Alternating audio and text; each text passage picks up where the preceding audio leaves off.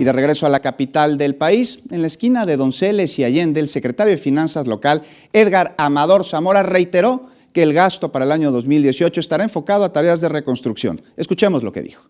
Proceda a la Secretaría a preguntar a la... Para el ejercicio fiscal del año 2018, se estima que la Ciudad de México genere 213,264.9 millones de pesos de su ley de ingresos.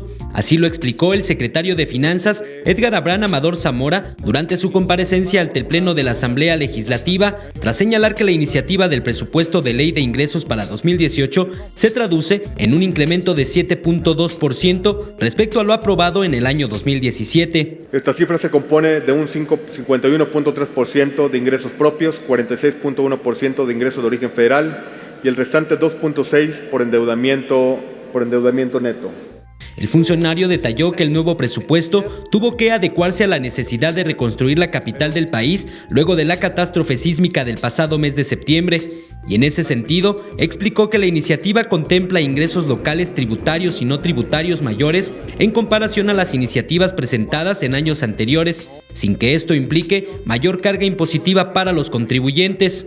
En este sentido, la captación de recursos no estará sustentada en la creación de nuevos impuestos o aumento de los existentes. Solo se actualizarán las contribuciones vigentes de acuerdo con lo establecido en el artículo 18 del Código Fiscal de la Ciudad de México. Detalló que tampoco se pretende aminorar la cobertura o la magnitud de los beneficios o incentivos fiscales que se otorgan a favor de los grupos vulnerables. En lo que respecta al presupuesto de egresos para el ejercicio fiscal 2018, Amador Zamora explicó que el proyecto propone un gasto neto total de 213,264.9 millones de pesos. Es de señalar que la propuesta de gasto del 18 se formuló considerando criterios de prioridad y eficiencia, con el propósito de asegurar que el gobierno de la ciudad observe un balance presupuestario sostenible, como lo establecen las leyes de presupuesto y gasto eficiente y de disciplina financiera de las entidades federativas.